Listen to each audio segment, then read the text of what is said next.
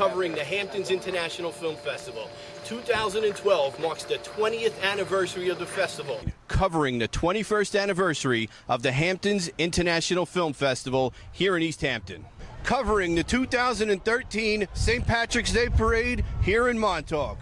Covering opening night at the Georgica Restaurant and Lounge, 5th consecutive season. And this is the East Hampton Studios. He's got his son right here. This is Wyatt. Wyatt, yes, nice to see you guys. First off, Mike, right off the bat, your kids are very important people to you. They know the deal. If they want to eat dinner, they got to work here and turn out, right? Absolutely. Natasha, how do they say goodbye in Russian? So Sherry, they say goodbye like, "До свидания." That's how they say it in Russian. I am lucky enough to be talking with John Stanford, a longtime affiliate of Worldwide News. Look, David Z on bass. You were sweating buckets on the stage. Anyway, sir, there's no two ways about it. You have known which issues have plagued New York City and been a benefit since the early 80s. One last thing, unrelated. What's your prediction for the New York Giants this year? Oh, they're going to get taller. Okay. I'm a little biased. The same way that college kids would drink beer out of a funnel, I could drink the apple cider here. That's how good. Just take us through the process of what's involved in making the apple cider. Well, this is Kevin Connolly. Kevin, let me just get started off. Entourage premiered in 2004. Correct. A short while after, I don't know if you remember me, it was out here. All right, now I know you remember now. I was one of the first people to treat you like a star. It was at a little club in Bridgehampton. And I was the one who told you the house is yours. I'll kick the crap out of any paparazzi. Not only you're one of the big names in Hollywood, you're one of the most well-liked. You know what I'm saying? That carries a lot of weight, too. Like you said, there was a time before when you were like any other guy. You could hardly even get girls to have pizza with us. Now, every time you go to your car, you got to check the back seat to make sure girls like Lydia Hurst aren't hiding back there. It's got to be a very rewarding feeling. I found that's how I met her, actually. All right. Your co-star, Will, when I was talking to him in the interview, he said working with you, it was really intimidating, yet you were sweet, wonderful, encouraging, and patient, which I guess means you got to buy a mistake. But what do you got to say about that? Well, I'm also an asshole, so what can I tell you? Was it that much more satisfying that they accepted your film, that it's in a category called Views from Long Island? Yeah, listen, any festival accepted.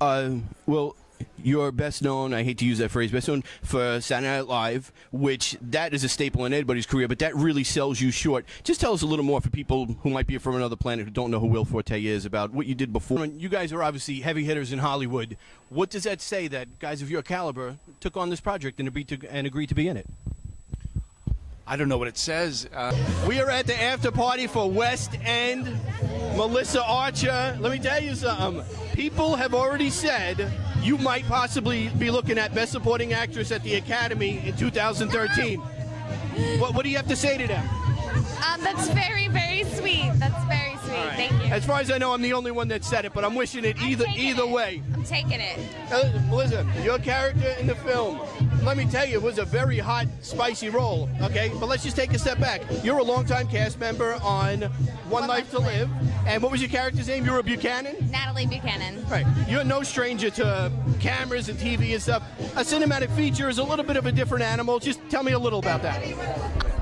I'm talking with one of the stars of the film West End, Peter Ordinante. Peter, you got a lot of film under your belt, and you really are the real McCoy. If someone kept taking my parking spot, I would ask you to have a talk with them. Good. They needed a tough guy for this film. They got you. Tell us about your character being the antagonist. Well, one of the things that we like to say about West End, it's like Hamlet at the Jersey Shore. And if it is, I'm Claudius. I'm the bad guy, the antagonist. I'm the uncle, the kind of guy who drives all the negative parts of the film. And I figure that you call on a part of your past, that's your pleasure. It all comes second nature for you. Yeah, it is. I mean, I come from Jersey. I got an uncle who was a cop who chased my uncle who was in the mob, who chased my other uncle who wanted to be in the mob but never made it. Everybody knows you're a badass. A lot of people don't know that you really got a lot of college and education behind you. You had to hold an MBA. I hold an MBA from Fairleigh Dickinson University. I was 12 years in the business world before I became an actor. It sounds like there was a lot of physical acting. Tell us about the preparation to come into the film. Well, you know what? The preparation, first of all, is when I got the offer to do the film, and I knew my buddy Anthony Mangano was going to be in it. I was going to be directed and starring opposite Joe Bazile. That was the preparation. That's all I needed, you know? So your preparation was putting on a clean shirt and going to meet them. Absolutely. Actually, no, putting on a dirty shirt. Oh. When you see the movie, you'll see why. I'm pulling for all you guys in the movie. I hope it does well. Thank you very okay? much. Thanks. For Hampton Days, how you doing, man? How are you? Listen, I'm sorry, John, you, Jack, and a few of your other co-stars had zero musical ability before you started playing, and now all three of you can play. Who's the best? The band themselves. All right. Please. That's No two ways about it, right? No 2 ways about it. No, I mean, it's very different. I learned the drums, which I actually would say is probably a little bit easier than learning guitar, which is what Will and Jack learned. You know, I don't think I have the dexterity. I don't think I have the capability to learn guitar, and they learned it in 2 months. And So this way we don't offend anybody. Dead writers that you really dislike or disagree with. Ooh, that's very painful. Dead writers who I disagree with. Well, I certainly disagree with Truman Capote for having said that Kerouac's writing was merely typing, but I still love Truman Capote's work. Okay. So, Is there anybody, and I'll kick the crap out of them if they give you any book, is there anybody who you want to say their writing is typing? no, I wouldn't say that. The world of writing. Because you do not feel that? Well, yeah, because I really. Boy, listen, I hate to put you on the spot and ambush you, but listen, my mother is a tremendous fan of the Hatfields and McCoy, and she loves your character of Cap. We want to figure out if she loves Boyd. Who's your favorite NFL team? Come on, spit it out. I'm going to go with Bengals. Okay, and what about baseball? Dodgers. Okay, she hates you. Thanks. I'll talk to you. I'm doing pretty good. I got another star off the top 10 rising star list. I got Nate Parker. How you doing, Jay? What's up, man? How are you? Doing very well. Hey, listen, we got to jump right into it.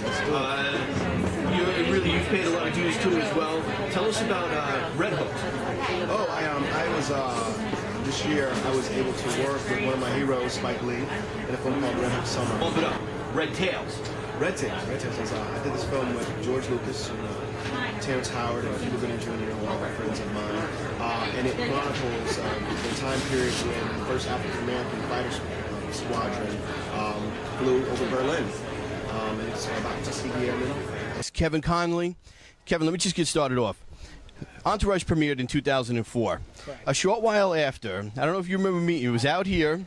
All right, now I know you remember now. I was one of the first people to treat you like a star. It was at a little club in Bridgehampton, and I was the one who told you the house is yours. I'll kick the crap out of any paparazzi, have a good time. Well, anyway, you remember, it's very nice to see you again. I remember very well. Listen, let's get started to it. You ever heard the expression, something is so good that something's so bad you can't give it away? Yes. Okay. Well, in 1996, Hofstra University was giving away Long Islanders hockey tickets for like a purchase of pens and notebooks or whatever. They were so bad that it made the news that people didn't even want the tickets until Dallas businessman John Spano swooped in and seemingly saved the day. Tell everybody why that is seriously not the case. Well, you know, also it's funny that you would mention that actual story about giving away the tickets, because John Spano, a lot of things he was accused of doing was sort of profiting, and one of the things that they blamed him, met him about, was giving away tickets when he said, I had to give them away. That's not excusing what he did. I mean, obviously the guy did terrible things, but he said the one thing that he had to do was give. He said, I was giving tickets to anybody that would show up that would take them. So yeah, the Islanders were bad, and then listen, that happens to franchises. I mean, is it what is the challenges of directing somebody when you don't actually know what they're going to say or do, and it's not a script?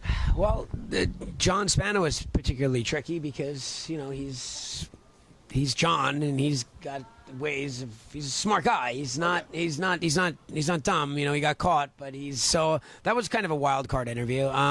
Yeah, Mike Milbury was an interesting interview. So, and especially not doing that. It's not what I do. You know, I don't interview people. So I was rusty at it. I got better at it as it went along, but you know, there was some moments where, look, the worst thing that happens is like something bad happens and it's good for the movie, right? So maybe if Spano tackled me or something, it would have been a great That would scene. have TMZ Would've been stuff right great. there. Just ask you a personal question before we move on to the other stuff. Your character of Ian Entourage was seriously butting heads with Seth Green's character. Correct. That was a little too real for me. In real life, you don't like him. You'd like to punch him dead in the face, I right? know Seth Green and I did a Matchbox car wash commercial together in 1982. I know the guy for 20. How many years ago was that? Who even knows? It's funny. I'm doing a TV show on CBS right now called Friends with Better Lives, and not only you're one of the big names in Hollywood, you're one of the most well liked. You know what I'm saying? That carries a lot of weight too. Like you said, there was a time before when you were like any other guy. You could hardly even get girls to have pizza with us. Now every time you go to your car, you got to check the back seat to make sure girls like Lydia Hurst aren't hiding back there. It's got to be a very rewarding feeling. I found that's how I met her. Actually, All right.